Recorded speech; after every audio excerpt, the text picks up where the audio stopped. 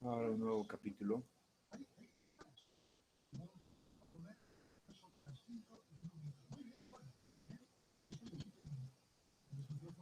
que es justamente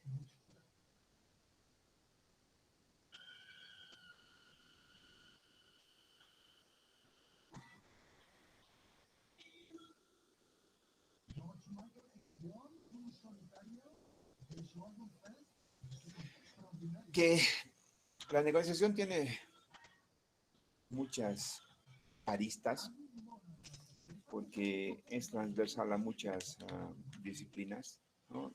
Tiene un enfoque eh, inicialmente jurídico porque es la continuación o es probablemente una herramienta a un conflicto, ¿no? Entonces, hay en algunas carreras de derecho se ve como una asignatura el tema de negociación.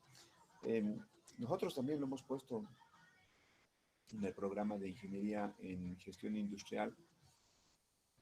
Tenemos una materia um, eh, eh, específica de negociación, se llama negociación.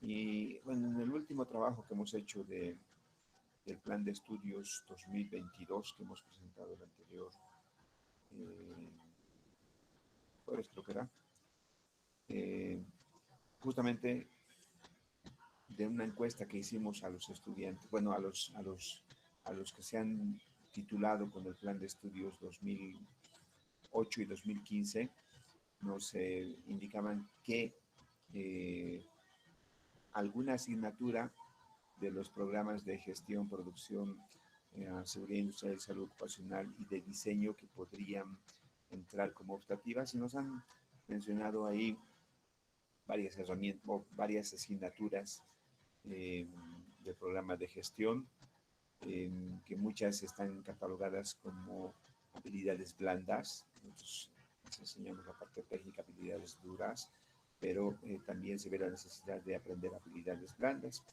En ese sentido hemos hecho nuestra propuesta, que les ha parecido interesante, pero con las observaciones de que no deberíamos ofertar estas asignaturas porque todavía no están en funcionamiento, porque son del programa de gestión, ¿no? Entonces, vamos ahí con la comisión tratando de sacar estas asignaturas y colocar otras de los programas que sí están en funcionamiento, como son producción y seguridad, bueno, seguridad industrial y salud ocupacional, pero eh, eh, pensamos todavía como comisión que sería interesante, ¿no?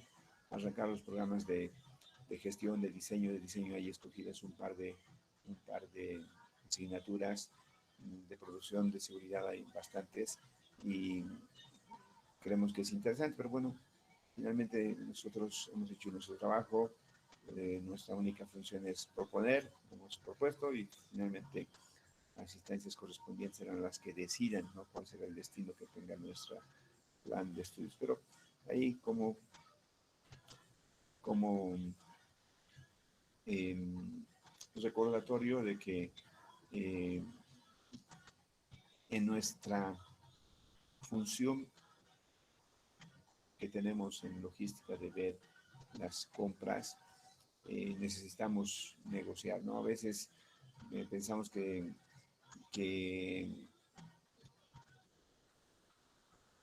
tenemos en realidad en nuestra cultura, que es tan diversa, dos concepciones totalmente opuestas, ¿no? El de Santa Cruz, ¿no? Que piensan de que no se debe negociar, alguien te dice un precio y vos pagas callado, ¿no? Y la cultura del occidente, precisamente la del altiplano, que quiere negociar todo, ¿no? Quiere negociar absolutamente todo y entramos ya en una costumbre, ¿no? Y bueno, es un tema que debería ser técnico, que lo hemos convertido en cultural, ¿no? Queremos negociar todo. Como definición, tenemos que la negociación es un procedimiento, no sé si vale la pena decir que es un procedimiento o es un proceso en el que por lo menos dos personas, por lo menos dos o más, tienen intereses comunes, ¿no? Desde nuestro punto de vista, seguramente alguien que quiere vender un producto o servicio y alguien que quiere comprar el mismo, ¿no? Que intentan llegar a un acuerdo sobre aquellos puntos en los que no concuerdan, ¿no? Y antes usábamos una presentación que era referida a la negociación en la venta específico, pero lo que vamos a utilizar es la metodología de Harvard, que es probablemente la que más se utilizan, por lo menos en los posgrados, y que justamente los temas que no concuerdan son pues los que nos producen diferencias, discrepancias, eh, distanciamiento entre las partes y finalmente lo que los juristas hablan de el conflicto, ¿no? Entonces, ¿de dónde surge todo esto? Es justamente de que las dos partes que tienen evidentemente intereses comunes no llegan a un acuerdo sobre algo en lo que no pueden concordar, ¿no? La negociación justamente va a ir, está en ese camino, ¿no? En la intención de resolver esas diferencias y lograr un convenio beneficioso para las dos partes. Esto de beneficioso para las dos partes es subjetivo, ¿no? Porque vamos a ver que evidentemente tenemos la mejor, el mejor tipo de negociación que es ganar-ganar, ¿no? Entonces, el comprador gana, el vendedor gana, eso sería lo ideal, pero tenemos otras, ¿no? En las que las negociaciones son ganar-perder, perder-ganar, perder-perder, ¿no? Entonces, uno finalmente no quisiera salir con una negociación perder-perder, que sería lo peor, pero de acuerdo a lo complejo, de acuerdo al tiempo, la inversión de recursos, etcétera, entonces puede ser que lleguemos a una negociación perder-perder, ¿no? O perder-ganar, ganar-perder, en el que una de las partes por lo menos se siente eh, perdedora y donde nuevamente surge el conflicto, ¿no? Vemos muchos ejemplos, ¿no? Está hasta hace una semana, un poquito más, eh, y después del 1 de mayo probablemente vamos a ver todavía un conflicto que es el tema de eh, el incremento salarial, ¿no? Que los trabajadores primero no quieren sentarse con los empleadores y simplemente se van a sentar con el socio, el gobierno de turno, que le ha dado mucha rienda suelta en los últimos años. Y vemos que no se cumple incluso lo que dice la Constitución, ¿no? Que las tres partes deberían sentarse. Pero, bueno, en fin. Y vemos situaciones de interés común, ¿no? Que es los trabajadores que quieren vender su fuerza laboral y los empleadores que quieren comprar la fuerza laboral, ¿no? Que intentan llegar a un acuerdo sobre un punto que no concuerdan, que vendría a ser el incremento salarial, ¿no? Toda vez que el gobierno muestra cifras eh, un tanto no creíbles por el Instituto Nacional de Estadísticas, donde dice el crecimiento es del tantos por ciento, y donde la realidad y el termómetro laboral es otro, donde el desempleo se ha incrementado pese a todo lo que dice el gobierno y la calidad del empleo ha disminuido, ¿no? Porque sí, evidentemente puede haber algo de empleo, pero es un empleo en malas condiciones, pese a que eh, se les da contratos, son contratos civiles, no son contratos laborales, donde la gente no tiene derecho a los beneficios sociales, a las vacaciones, a todos los beneficios sociales. Entonces, son puntos, fundamentalmente este, en el que no se llega a un acuerdo.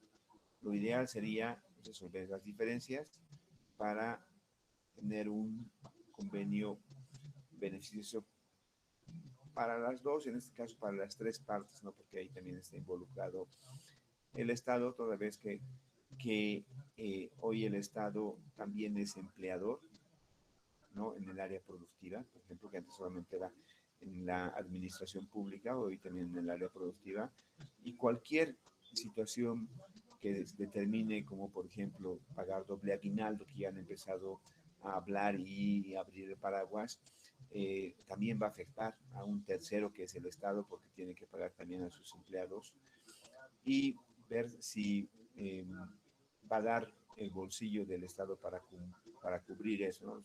Es fácil para el Estado decir incremento, incremento, incremento, porque ellos no son los que pagan, son los privados los que finalmente pagan todo eso, ¿no?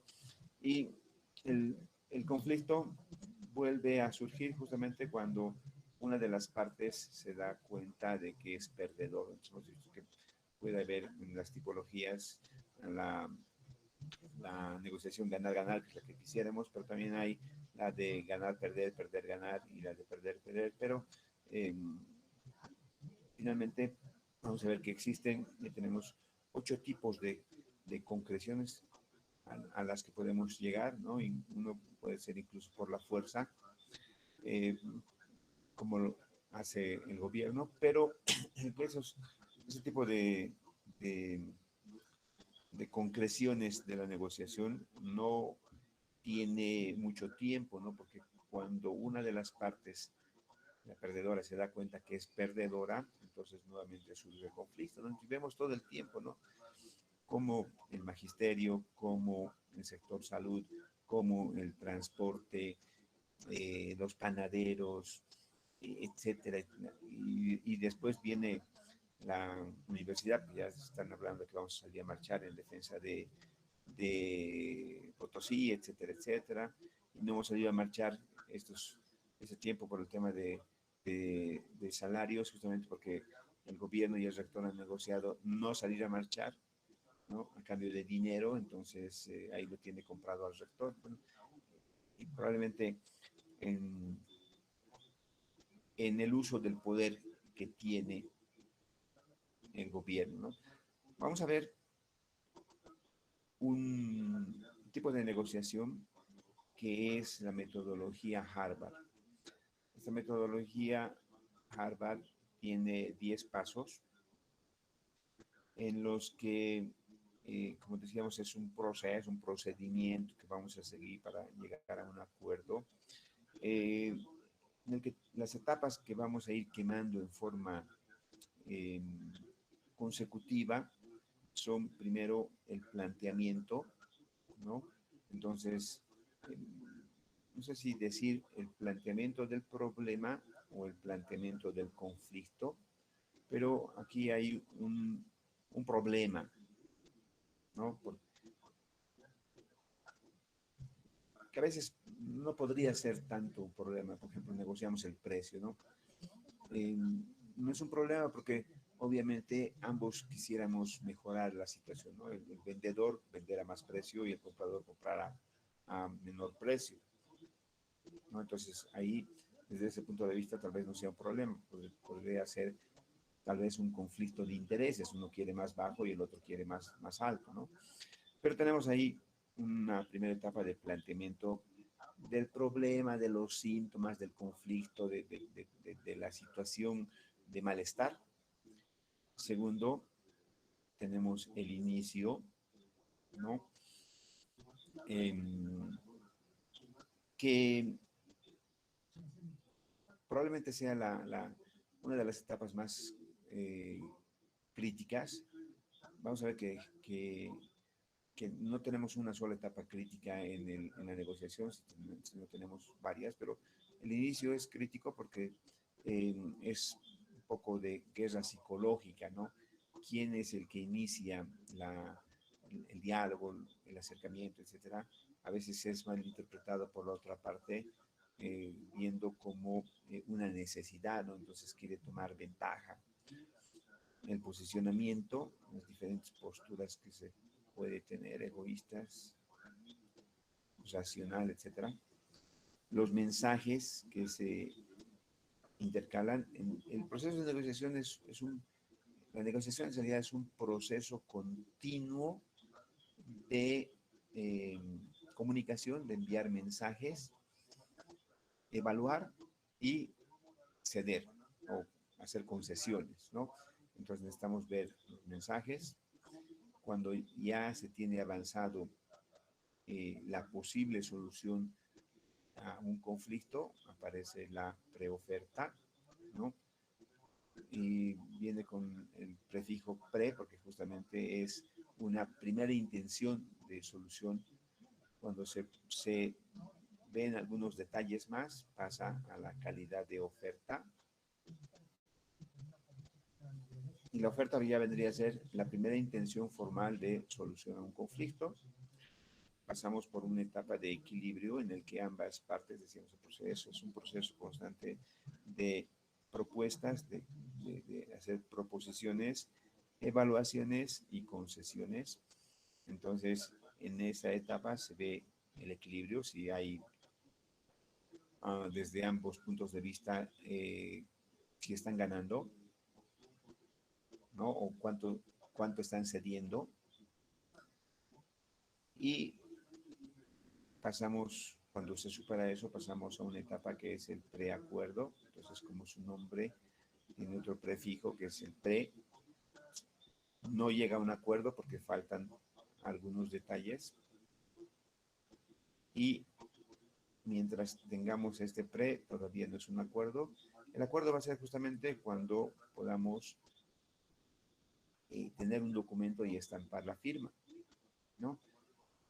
Hasta ahí pensaríamos que se ha solucionado el conflicto, porque ya hay un acuerdo firmado, pero muchas de las veces también vemos que tenemos acuerdos firmados, ¿no? Ahí, no sé, vemos, por ejemplo, los conflictos de la basura, no solamente en La Paz, sino en Cochabamba fundamentalmente, y ya creo que van por el sexto acuerdo firmado, ¿no? Eh, pero ante el incumplimiento de las partes, de una de las partes, de ambas partes, entonces nuevamente aparece el conflicto y para eso, para evitar eso, lo que se hace es el seguimiento y con eso, con este seguimiento, aseguramos el cumplimiento de lo acordado, ¿no? Entonces, con eso ya estaríamos en 2, 4, 6, 8, 10, con las 10 etapas que tiene esa metodología de negociación que ha planteado en primera instancia la Universidad de Harvard y que sabemos el peso que tiene en las universidades de Harvard y Yale, en el tema jurídico, ¿no? En el tema legal y la formación de sus profesionales y justamente esa propuesta es una de las que mejores resultados da, ¿no? Y vamos a ver que en la temática encontramos otros métodos, ¿no? La negociación integral, etcétera. Otros métodos que evidentemente van a llegar al mismo resultado, pero con menos pasos, ¿no? Con 6 pasos, con 5 pasos.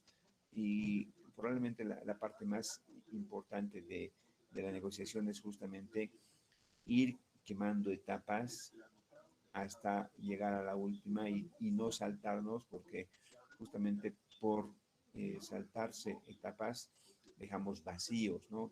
Y esos vacíos nuevamente pueden generar conflictos. Entonces, en lugar de hacer algo muy rápido, es mejor irse por algo completo, algo que no deje algún aspecto, alguna variable al azar, que eso nos puede traer conflictos nuevamente, ¿no? Una negociación es un proceso secuencial que puede presentarse en las siguientes 10 fases cronológicas que hemos mencionado, ¿sí? Planteamiento, inicio, posicionamiento, mensajes, preoferta, la oferta, el equilibrio, el preacuerdo, la firma y el seguimiento, que es lo que vamos a seguir nosotros. ¿Sí? Muy bien, entonces en la primera etapa, en la primera fase de estas 10, tenemos el planteamiento. ¿Sí? Y un conflicto, así como dicen los juristas, tiene que ser analizado desde todas sus perspectivas, ¿no? Por tanto, en la negociación, el negociador necesita planificar, ¿sí? Y además, vamos a ver que eh, cuando hablamos de negociador, nos estamos refiriendo a una persona o a un equipo negociador, ¿no? Vamos a ver que, así como hemos visto en las compras, que en función el tamaño de la compra, de la responsabilidad, de la cuantía, intervienen más personas. Lo mismo pasa en la negociación, ¿no? Este negociador puede ser una persona simplemente o puede llegar a constituirse en un equipo de personas, ¿no? Donde el equipo estará conformado por, eh, le llamamos iniciador, ¿no? A la persona que va a comenzar la negociación, ¿no? Tenemos personas técnicas, tenemos personas que ven el ámbito legal, tenemos personas que ven el ámbito económico-financiero, ¿no? Y en este equipo de negociación, incluso tenemos el iniciador es un especialista en negociación, ¿no? Y tenemos para cerrar los negocios una persona que se llama el cerrador, ¿no? Es el que va a cerrar la negociación, el que va a cerrar el negocio. Que en algunos casos puede ser la MAE, puede ser el de mayor nivel jerárquico, pero si no está preparado, entonces se pone en el equipo un cerrador, ¿no? Pues tenemos un iniciador, tenemos un cerrador, y de acuerdo a la negociación, entonces irán gente técnica del área financiera, etcétera, etcétera. Entonces, un equipo, ¿no? No sé si han revisado o revisan cuando el presidente participa, hay reunión de presidentes de Estado, ¿no? Hay reunión de ministros de Estado, entonces en una mesa ahí vemos al ministro o vamos al presidente y detrás de él vemos varios funcionarios que están ahí escuchando, tomando apuntes, etcétera. Entonces, es justamente un equipo negociador, ¿no? En el que están viendo las partes jurídicas, las partes administrativas, las partes técnicas, las partes financieras, etcétera, en función de lo que se está negociando, ¿no? Entonces, y habrá un iniciador, que podría ser, por ejemplo, ahí el canciller, una reunión de ministros, o el ministro y alguien que va a cerrar, etcétera, etcétera. Entonces, es este tema del negociador del equipo en función de cuán complejo es el problema, ¿no? Por eso vamos al planteamiento. Entonces, se tiene que planificar concienzudamente su proceso negociador. De no ser así, entonces no vamos a tener control de la situación y vamos a entrar en dificultades, ¿no? Para planificar y planear adecuadamente una negociación, debemos tener en cuenta los siguientes puntos. Primero, que en el proceso de negociación, hemos dicho que es un proceso continuo de intercambio de propuestas, evaluaciones y concesiones.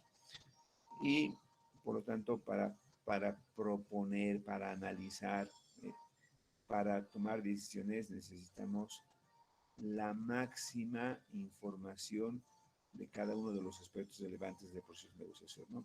La parte técnica, legal, administrativa, financiera, etcétera, etcétera.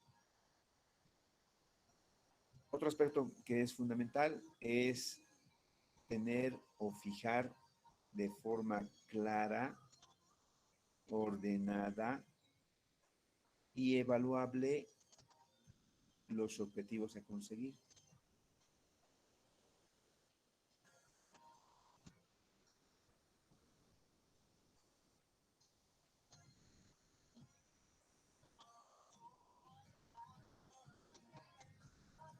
el divorcio podría ser un caso de negociación. ¿Qué opinan ustedes?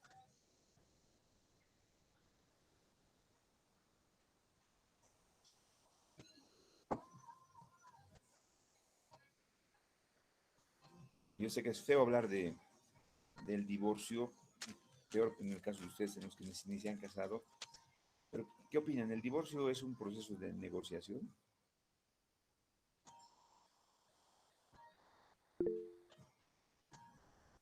Que A ver, considero que Sheila, ¿qué sí, o sea, opinas? buenas tardes, así que considero que sí, es una negociación, porque creo que se puede ver el tema, por ejemplo, de bienes, ¿no? O todo lo que la pareja haya reunido durante el tiempo que han estado casados. Exactamente, ¿no? Entonces, y aunque sea un tema delicado, feo, etcétera, es pues también es así como negociamos precios, que es negociación en las compras, en el comercio, también en la parte civil vendría a estar el divorcio, porque aquí en la negociación nos dice, cuando entramos a la negociación hay que tener definida en forma clara, ordenada y evaluable los objetivos a conseguir, ¿sí? Y si una o las dos personas han entrado, marido y mujer, a un proceso de divorcio, es porque ya no pueden convivir, ya mil motivos puede haber, ¿no? Pero eh, eh, las personas entran ahí con un objetivo claro, ¿no? Por ejemplo, una de las partes pensará que lo único que importa es su libertad, ¿no? O sea, es ser soltero nuevamente. Y lo que decía a Sheila, al medio habrán activos, patrimonio, dinero, hijos, perros, animales, mascotas, etcétera, etcétera, que el juez tendrá que determinar cómo va a ser su distribución, por ejemplo.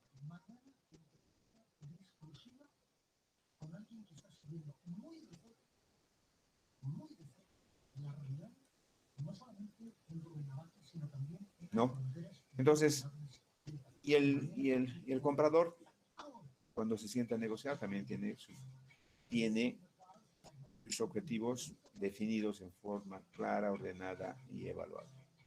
El vendedor de la misma forma y así todos los que entran en los conflictos obrero-patronal, el obrero, el patrón, ambos tienen sus objetivos claros. Aunque uno puede decir eh, sueldo básico 20.000 bolivianos, el otro dirá, tienen que trabajar gratis, etcétera. Entonces, tienen definidos sus objetivos.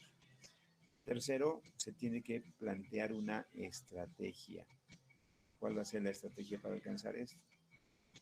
Cuarto, determinar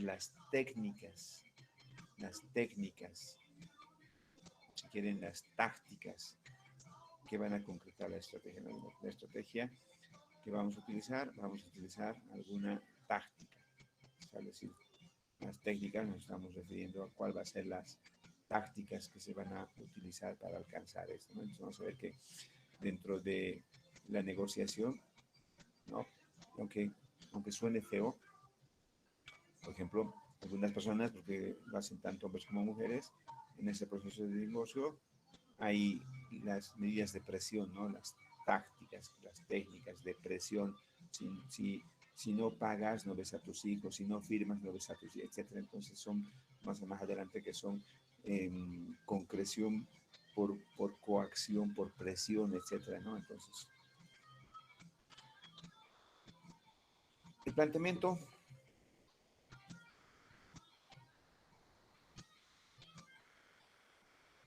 hemos dicho, definir los objetivos, y aquí creo que va algo importante. No solamente es definir, sino priorizar, ¿no? El proceso de negociación es un proceso de proponer, evaluar, ceder, básicamente. Hay tres acciones que se hacen: proponer, evaluar, ceder. ¿Sí?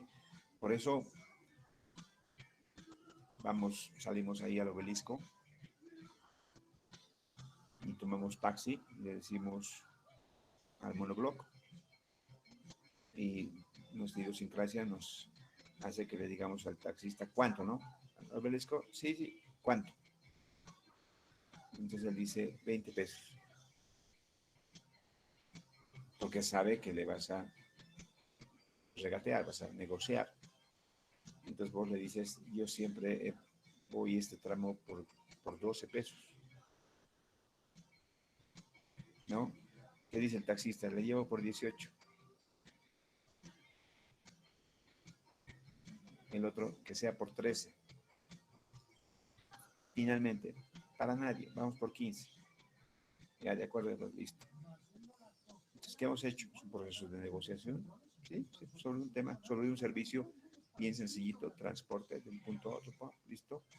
Hemos propuesto, ¿sí? Te pago 15, te pago 12, te cobro 15, te cobro 20.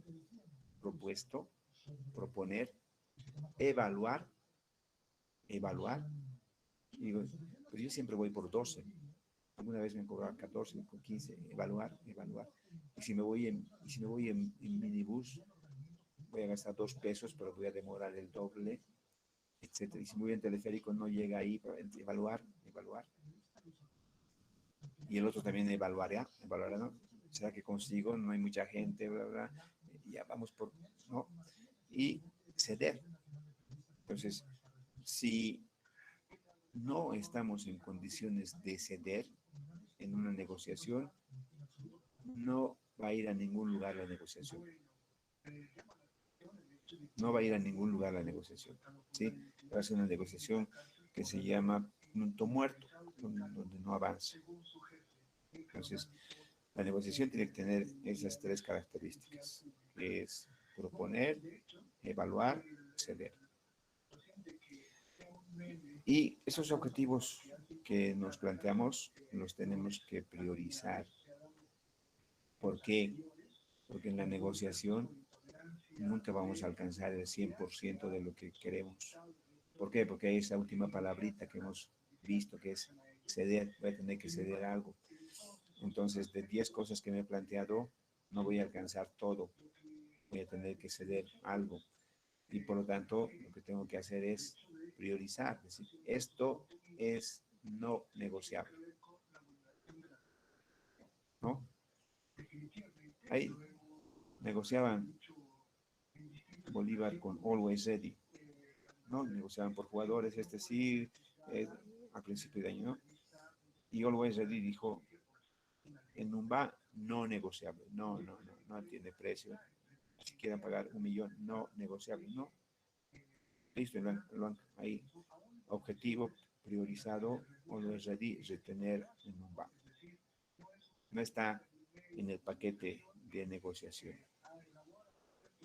¿Por qué? Porque hay que priorizar los objetivos. Por tanto, objetivos priorizados constituye una de las funciones básicas que debe tener todo buen negociador. Entonces, no basta con saber qué hacer, sino hay que determinar también cuándo hacerlo.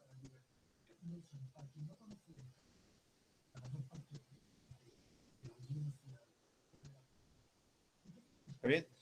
Muy bien. Aquí, nada más. Cuando entramos al planteamiento, fijamos nuestros objetivos, ¿no? Y hemos dicho que estos objetivos deben ser claros, cuantificables, establecidos con orden de prioridad, ahora ya lo hemos puesto. Además de todo esto, deben ser realistas y alcanzables.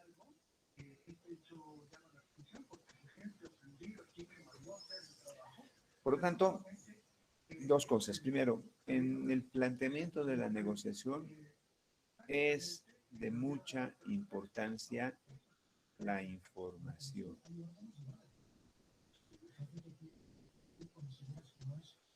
la información. ¿Por qué?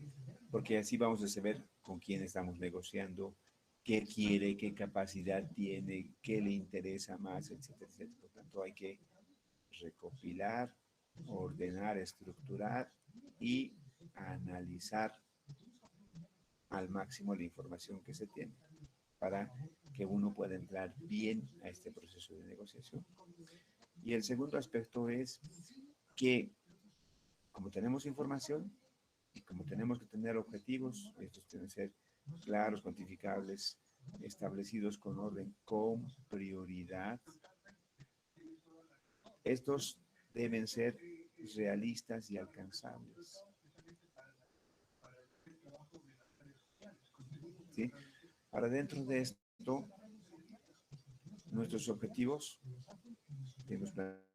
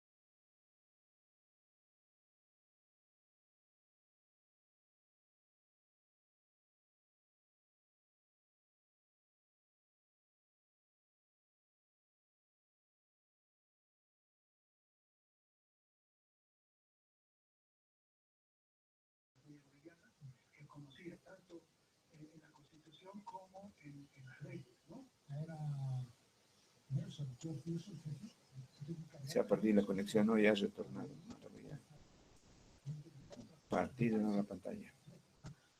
me parece hasta surrealista que una persona, que un funcionario público que llevamos todos, se esté dedicándose a este tipo de cosas. No parece de verdad, ni mínimamente reprochable. Y aquí el que recibe es el mandado. El que está en San Pedro, es el mandado. Muy bien. Otra vez ha retornado la conexión, ¿no? Sí. Si los objetivos son pesimistas, ¿no? O sea, vamos a pedir lo mínimo. Estamos en un proceso en el que vamos a pedir lo mínimo. Por ejemplo, la COP entra a negociar con los empresarios y dice, no, sabemos que la situación es mala, que es, vas a pedir un incremento del 0,2%. El año pasado no ha habido incremento, cero. Vamos a pedir un incremento del 0,5%. ¿Sí? Y si entramos con objetivos pesimistas o objetivos pesimistas, son de fácil logro, ¿sí?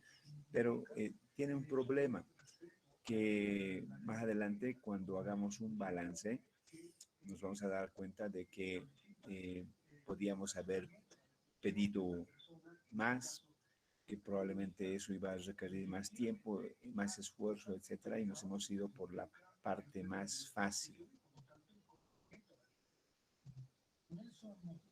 ¿no? Si nos planteamos objetivos optimistas, muy optimistas,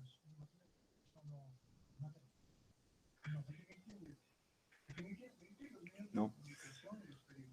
Alguien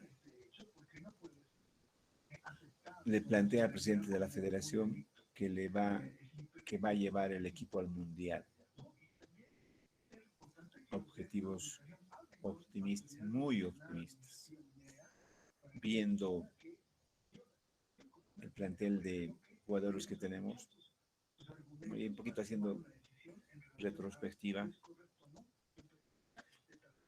cuando hemos ido al Mundial, teníamos de 10 Echeverry y teníamos dos suplentes de 10, ¿no? Que eran Valdivieso, el emperador, y teníamos el Chocolatín Castillo, que también eran 10, teníamos dos 10. Y teníamos un arquero extranjero nacionalizado, teníamos una buena defensa, un extranjero nacionalizado en la defensa también, teníamos buen medio campo. Lo que probablemente menos teníamos era un 9, ¿no? Pero ahí Ramallo más, la hecho nomás, ¿no? Hoy analizamos y dices, ¿quién es el 10? ¿Y quién es el suplente del 10? ¿Y quién es, no sé, tal vez lo mejorcito? Ahí teníamos el 9, pero no tenemos un 10. Alguien dirá, hoy no se juega con 10, está bien, su perspectiva, pero unos objetivos muy optimistas que probablemente no los vamos a alcanzar. Es como que la COP pida un sueldo básico o mínimo de 20,000 bolivianos, ¿no? Como alguna vez lo ha planteado, ¿no? Decía la COP que andan con el gobierno, 10 sueldos básicos, ¿no? 20,000 y pico bolivianos, eso es lo mínimo de acuerdo a la canasta familiar. Pero son objetivos que no los vamos a alcanzar. Y cuando no los vamos a alcanzar, el problema es que nos vamos a sentir perdedores, ¿no? No sé si ustedes alguna vez se han planteado al principio del semestre, decir, bueno, este semestre voy a tomar 6 materias y de las 6 materias voy a sacarme un promedio de 95, por no decir 100 todas, un promedio de 95. Entonces, uno diría, viendo las materias, tal vez podría, pero es un poco difícil viendo el historial que se ha tenido, ¿no? Entonces, un estudiante que ha tenido promedios de 55, 60, que se plantea que va a aprobar todo y con un promedio de 95, son objetivos muy, muy optimistas, ¿no? ¿Quién podría plantearse objetivos de ese tipo? Alguien que en su historial venga con promedios de 80, 85, podría alcanzar el 90, sí, ya está ahí, está en ese camino, pero alguien que viene desde abajo con 60, querer saltar al 90, el historial, así como de la selección, nos muestra que no se va a alcanzar. Entonces, plantearse objetivos muy optimistas, lo único que van a hacer es que al final de este proceso uno se sienta perdedor, ¿no? Y nuevamente va a surgir el conflicto. ¿Qué es lo aconsejable? Lo aconsejable es que nos planteemos objetivos realistas, ¿no? Escuchamos nuevamente a los periodistas, ¿no? Algunos hablan, hay que olvidarse de Qatar, hay que ir a ver hace rato ya decía, ¿no? Hay que olvidarse de Qatar, hay que ver el próximo mundial. Alguien hablaba y decía, gran parte de los periodistas, hay que olvidarse del próximo mundial, hay que apuntarle al 2030. ¿Por qué? Porque estos son procesos de mediano a largo plazo, ¿no?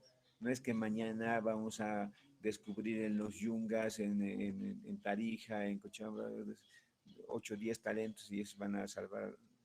Podemos conseguir un hito ahí por ahí, pero 8 o 10, nunca hemos tenido un buen arquero nacional. Eh, el equipo se construye desde el arco, etcétera, etcétera. Entonces, hay que hacer un análisis, plantearse bien los objetivos y esos objetivos tienen que ser realistas. Yo creo con decir que nunca hemos tenido un arquero nacional bueno, no es despreciar lo nuestro, es ser realista. los arqueros que nos han funcionado siempre han sido arqueros extranjeros nacionalizados. Ahí nos ha ido bien. Entonces, puede ser muy subjetivo. Pero lo que nosotros queremos es, en esto, plantearnos objetivos realistas. ¿Para qué? Para que después, cuando entremos al proceso, avancemos en la negociación, lleguemos al final, hagamos una evaluación, entonces nos sintamos ganadores, ¿no? No hemos alcanzado el 100% de lo que hemos planteado, pero estamos ahí cerquita, al 80%, ¿no? Versus un pesimista que alcanza el 100%, pero son pipocas, y un pesimista que ha alcanzado solamente el 20% porque ha pedido mucho, entonces que se siente perdedor. Entonces, lo ideal es que nos planteemos objetivos reales, ¿no? Entonces, si regresamos a la diapositiva anterior, los objetivos que tenemos que plantearnos en estos procesos tienen que ser claros, cuantificables, establecidos con orden de prioridad. Quiero esto primero, esto segundo, esto tercero. Entonces, cuando hagamos un proceso de negociación con el nuevo director técnico, ¿qué negociaremos primero? Clasificar al mundial, tener tener un buen proceso en la Copa América, formar divisiones inferiores, que arranque las selecciones femeninas, tener juveniles, etcétera, etcétera. Entonces ahí hay pues hartos objetivos. Entonces eso lo tendremos que establecer con prioridad. ¿Qué es primero? Y además, como ya hemos visto, tienen que ser realistas y alcanzables. No como el anterior, un vendehumos, no, sí, yo les voy a llevar al mundial como lo he llevado a Venezuela, ¿no? Entonces, Pechito, primero, ¿quién le ha llevado a Venezuela al mundial? Nadie, entonces no es palabra autorizada, ¿no? Que en el proceso de negociación, hoy negociamos con el Tigre Gareca, yo les voy a llevar al mundial como lo he llevado al Perú en 2 oportunidades. Diferente el cuento, ¿no? U otro que tenga experiencia, bla, bla, etcétera, que pueda hablar con propiedad porque tiene información, etcétera. ¿Está bien? Muy bien. Entonces, en este proceso, y aquí ya entramos al tema comercial, proveedor y el cliente, ¿no? Ambos deben plantearse objetivos realistas, que pueden ser pesimistas, que pueden ser optimistas, ¿no? Pesimista, disminuir el precio por un pedido similar a los anteriores. Realista, mantener el precio de un pedido similar a los anteriores. Optimista, mantener el precio para un volumen superior de pedido. Hoy sabemos que muchas industrias, especialmente las materias primas que tienen componentes derivados del petróleo, estamos sufriendo alzas todos los meses, algunos cada semana, otros todos los meses. Entonces, pedir, negociar, que me mantengan el precio, digo que me mantengan el precio, sé que va a subir, que me mantengan el precio, la voy a pelear, porque sé que todavía se puede entrar en esa negociación, y si luego con volúmenes similares, también seguro el otro me va a pedir incremento, que compre más, etcétera, etcétera. Entonces, ahí entramos, ¿no? en ese tipo de objetivos que vamos a tener.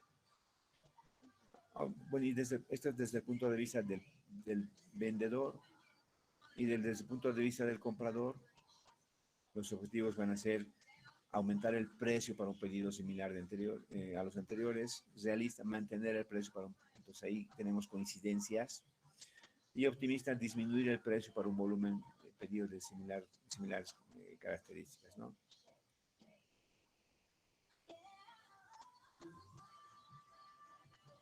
Y aquí creo que está, no, pero bueno, vamos a colocar o vamos a ver muchos tips que utilizamos en los procesos de negociación, ¿no? Durante la negociación, ya que es lo que decía, los componentes del equipo, pues decía que no solamente nos concentremos en que es uno el negociador, sino que puede ser uno, como también puede ser un equipo de negociadores que son los que van a intervenir probablemente en ambas partes, ¿no? Las funciones más frecuentes del equipo de negociador son conducir la negociación, pues ahí cada uno tiene su rol, ¿sí? Hay uno que inicia, hay uno que cierra, y al intermedio hay los que hablan de la parte técnica, de la parte económica, de la administrativa, de la legal, bla, bla, etcétera, etcétera. Resumir y examinar.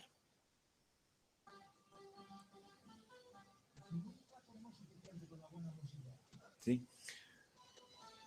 ¿Qué hacemos en conducir?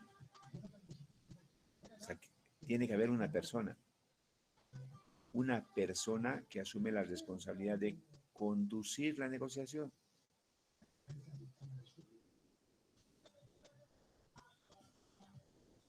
¿Sí? Dependiendo en qué etapa de la negociación estemos, pues si estamos al principio, utilizamos un iniciador de la negociación, ¿sí? ¿Han visto se van por el mercado, ahí se van por el mercado, se van por la Calatayud, y hay normalmente señoritas, se ponen unas señoritas bien simpáticas que te invitan a probar un traguito, ¿no? Hay venta de licores, ¿no? ¿Qué se llaman esas muchachas? ¿O ese puesto de trabajo?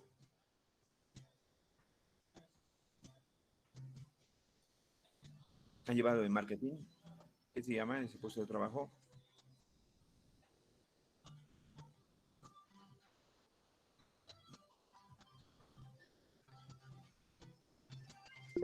A ver, ves que de mi lista que hay 66 y todos son tímidos y tímidas. A ver, ¿quién está por aquí cerca? Ah, Bradín. Ya contestado. Buenas tardes. ¿Qué se llaman las muchachas que te invitan ahí para que pruebes el traguito y después le compres si te gusta? Ahí te venden, te invitan a pisito, te invitan galletitas con mermelada, todo eso, ¿no ve? Ay, no estoy seguro su nombre, ingeniero, solo sé que son ambulantes, bueno, no ambulantes, sino impulsadores, algo así les dicen, no Ya, está recuerdo el bien. nombre. Ya, la Caroline nos ha dicho, se llaman impulsadoras de ventas. Impulsadoras de ventas, ¿no? ¿Qué es lo que quieren hacer? Quieren hacer el gancho, ¿no? Que pruebes, te diga, ah, rico, sí. Entonces pase, te dicen, no, ven, pase, ahí está en el local. Entonces vos, mírate, este es uno, este es el otro, esto cuesta tanto, si se lleva esto, le doy el otro, etcétera. Entonces, lo que están haciendo es iniciar. Lo mismo tenemos en la negociación. En ese equipo tiene que haber un iniciador, alguien que venga y te diga, pruebe, no pruebe, entre, venga, aquí vamos a negociar, nos sentaremos, charlaremos, ¿no? Entonces, y en la conducción va a haber varias personas, ¿no? Aquí decimos, el que va a conducir asume la responsabilidad de conducir, el que debe tener peso fundamental en la negociación, pero primero entra el iniciador. Después entra el que va a ver la parte técnica, el que va a ver la parte administrativa, el que va a ver la parte económica, el que va a ver la parte jurídica, y finalmente vamos a dejarle al último, al cerrador, ¿no? Y que en el proceso de negociación, si es una persona, va a hacer todas esas funciones unas después de otras. Pero cuando es algo complejo, como por ejemplo comprar una planta, voy a comprar una fábrica y voy a invertir 40 millones de dólares, entonces no voy a asumir la responsabilidad solito, entonces va a ser un equipo donde cada uno va a ocupar, ¿no? Incluso en el equipo técnico, uno será el civil, otro será el mecánico, otro será el eléctrico, el electrónico, el industrial, el químico, bueno, cada uno verá las partes que le corresponden, pues va a ser más complejo, ¿no? Entonces, cada una de las personas que forman parte del equipo de negociación va a tener la responsabilidad de conducir la parte que le corresponde, ¿sí? El rol es asumido normalmente por el miembro del equipo con mayor nivel o con el tema que se está tocando, ¿no? Nos sentamos a negociar el tema de las aguas del Silala, como se negociaron anteriores oportunidades antes del juicio que nos ha metido el Evo, y veían los geólogos, después venían los ingenieros civiles con el tema hidráulico, la parte legal, entraban los economistas porque había una compensación que habían pedido de la mitad de 2.000 millones, 1.000 millones de dólares, etcétera, etcétera. Entonces, no es un tema sencillo, ¿no? Entonces, cada uno va a hacer su parte en la conducción en el momento en el que le corresponda tocar el tema, ¿no? Resumir, ¿sí? Esta tarea tiene como misión estructurar la información para marcar los ritmos y fases del proceso de negociación. Las fases del proceso negociador, ¿no? Y vamos a ver incluso más adelante un tipo de negociación que se llama por etapas, ¿no? En el que, como por ejemplo, se reúnen los potosinos como pedían, y en su pliego petitorio habían 20 puntos, ¿no?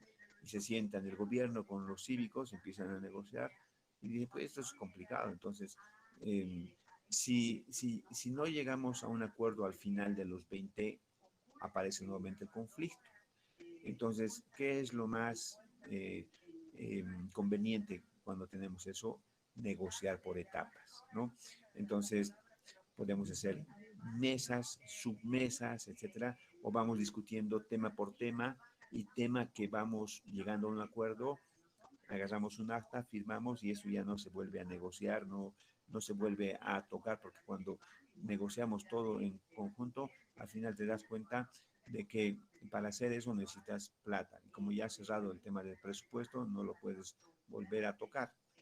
Si no lo has cerrado, entonces el presupuesto de la solución del conflicto va a ir creciendo y va a ir creciendo. Entonces, por eso, por ejemplo, es interesante ese tipo de negociación, no por etapas, ¿no?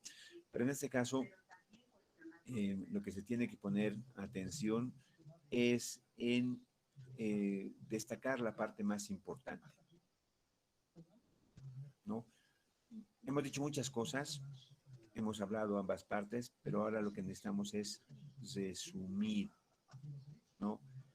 Sacar una conclusión de todo lo que hemos hablado, que podemos escribir son 10 hojas, necesitamos que todo eso se vuelva un párrafo, ¿sí? Aquí está, con el fin de orientar los temas. Muchas veces en estos conflictos estamos hablando sobre un tema, ¿no? Que es los salarios, y empezamos a desviarnos otros temas, ¿no? La seguridad social, los accidentes laborales, que esto, que el otro, no hay viviendas para los trabajadores. Ya nos hemos salido del tema. Entonces, nuevamente, resumimos para orientar los temas.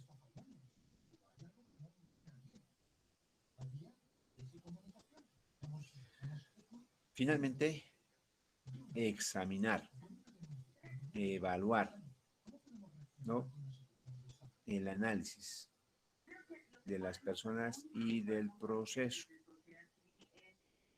Debe ser muy observador. Del resultado de este análisis se pueden generar ya no datos, información muy útil para replantear o reconducir la estrategia. ¿Por qué? Nuevamente, recordamos, la negociación es un proceso constante de proponer, evaluar, ceder, ¿no? Entonces, al hacer este análisis, nos damos cuenta de que tenemos otra información que nos permite replantear, reconducir la negociación o nuestra estrategia, por lo menos, ¿no? Entonces, es re importante. Muy bien, hasta ahí solamente la primera etapa. Hay etapas obviamente que son bien cortitas, ¿no? Y hay etapas que son bastante largas, requiere mucho tiempo, mucha atención, etcétera. La segunda etapa, hemos dicho que es el inicio, ¿sí? Ese inicio lo que involucra es la apertura del proceso negociador. ¿De qué estamos hablando? De las primeras interacciones.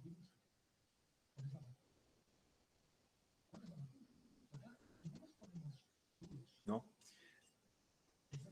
Comprador-vendedor. ¿Cuáles son las primeras interacciones? Hemos visto ahí el ejemplo. El vendedor, obviamente, con la alza quiere aplicar nuevos precios. El vendedor quiere bajar los precios, en su mejor perspectiva, mantener, que ahí se sentiría ganador. Entonces empezamos con este proceso.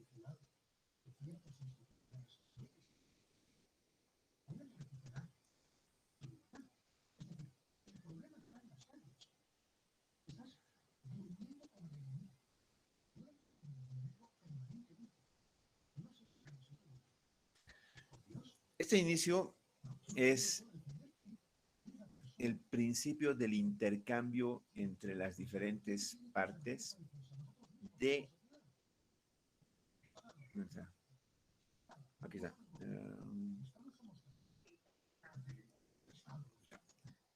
Lo que buscamos en el inicio es comunicación y argumentación de las ideas, argumentos y puntos de vista.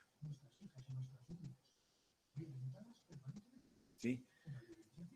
Obviamente, sobre cada tema, cada uno puede añadirle la subjetividad, ¿no? Cada uno mira con los ojos con los que se ha criado, tiene sus vivencias, costumbres, etcétera, etcétera, ¿no?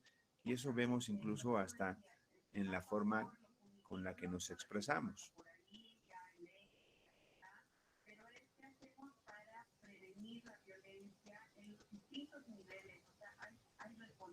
Muy claras, específicas y además ponerles recursos aquí. Hay una política pública que se trabajó ya hace años y que no se la aplica, ¿no? Desde el 2000...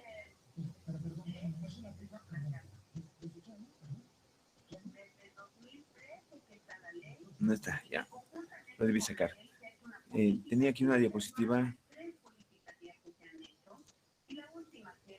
Tenía aquí una diapositiva que era del inicio, donde tenemos dos situaciones, ¿no? En la que, por ejemplo, el vendedor es el que se acerca al comprador, ¿no? Cuando el vendedor se acerca al comprador, entonces el comprador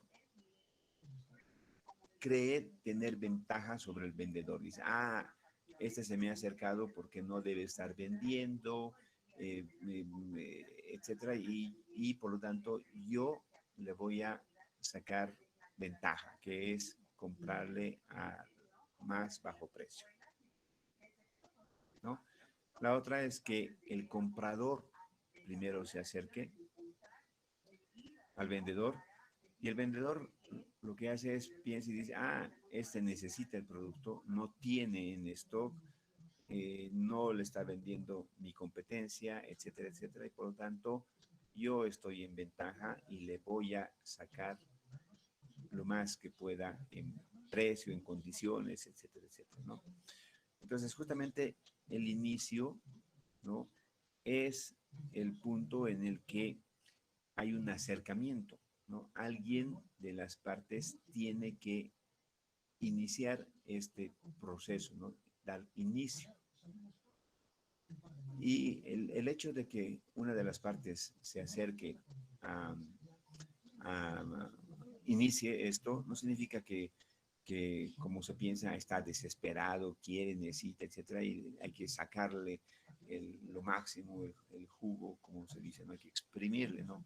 Entonces, alguien da el primer paso y, bueno, es porque quiere darle una solución, quiere salir del conflicto, etcétera. No significa que esté desesperado, de que ahora el otro se tiene que aprovechar, etcétera, etcétera, ¿no? Por tanto, en esa etapa es un intercambio que puede producir discusiones que manifiestan los distintos puntos de vista de cada una de las partes y los argumentos que cada parte esgrime para intentar convencer al resto de lo que cree, ¿no? Entonces, en este inicio hay los primeros intercambios de argumentos, ideas, puntos de vista, ¿sí? Si empezamos a hablar de algún tema, ¿no? Seguro que los puntos de vista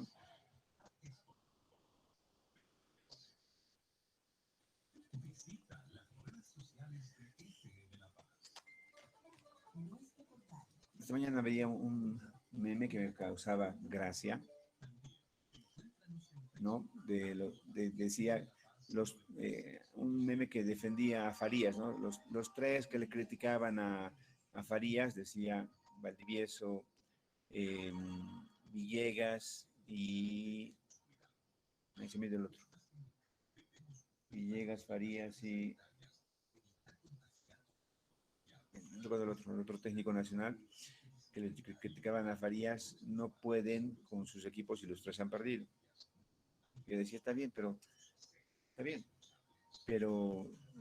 hasta la anterior semana, donde hemos jugado y antes incluso que ya estábamos eliminados, la crítica era contra Farías, ¿no? Y cómo los puntos de vista pueden cambiar en el tiempo, ¿no?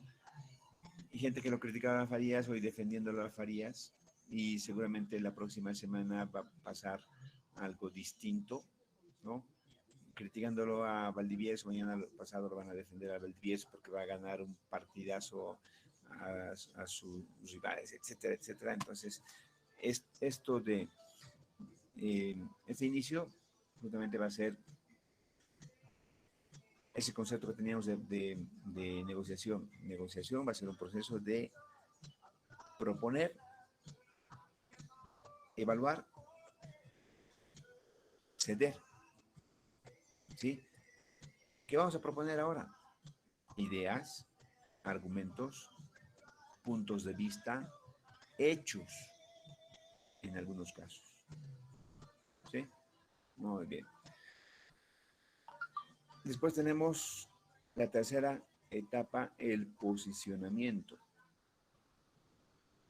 Todavía nos falta hartísimo, ¿no? 61, ya.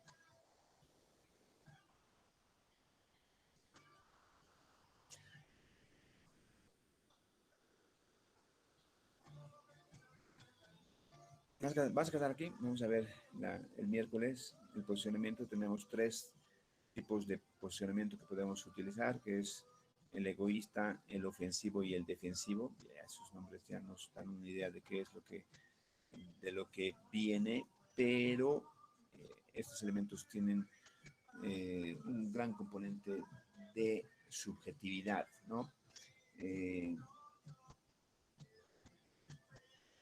Hoy con la ley de discriminación, ¿no?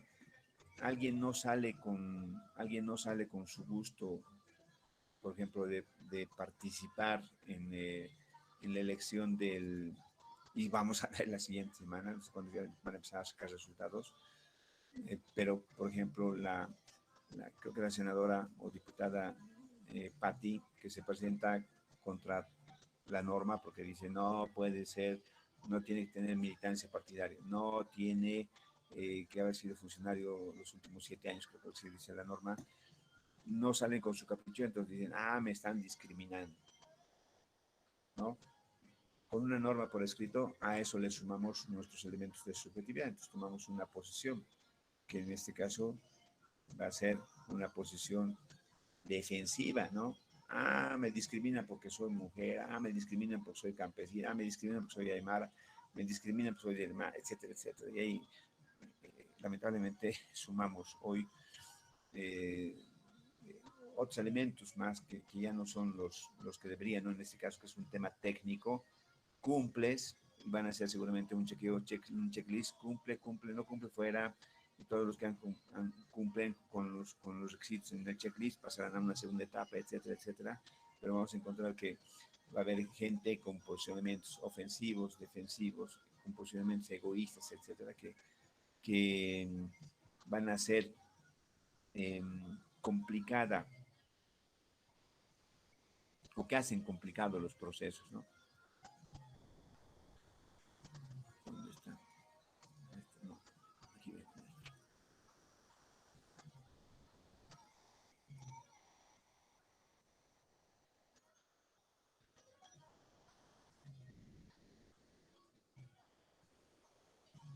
Déjenme habilitar la asistencia del día de hoy.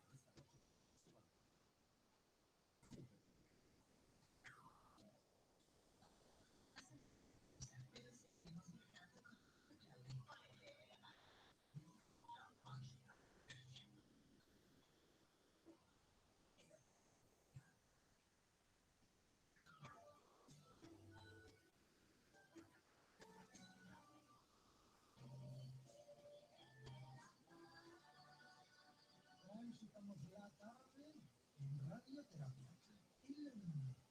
Los cantantes exilios líderes siguieron uno de los Genesis, junto a Anthony Times y Michael Rutherford, tuvo una presentación hace unos días que dijo la medida uno de los cachos castellanos. Me encuentro en ellos y cualquier otra cosa me parece absolutamente legítimo. Es más, en la vida hay que saber retirarse a tiempo. Y cuando él ya no tiene podido continuar en los escenarios, manteniendo eso sí, su inigualable registro de voz. Ya está habilitada la asistencia del día de hoy. Y bueno, hoy día no hay pruebita, pero el día miércoles regresamos nuevamente a las pruebas. La anterior semana hemos respetado la semana de industrial, de festejos, y que había tolerancias, etcétera, etcétera, para no tener problemas. No hemos tomado ninguna prueba, pero ya retomamos, nos falta tomar, si no me falla la memoria, sobre e-commerce y bueno, vendrá después de negociaciones, etcétera. Entonces, desde el miércoles nuevamente retomamos el tema de las pruebitas. ¿Está bien? Muy bien. ¿Alguna pregunta más que tengan?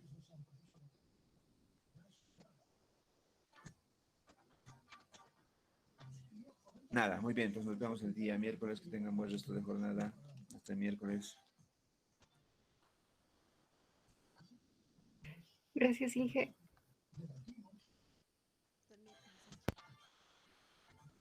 Hasta el miércoles.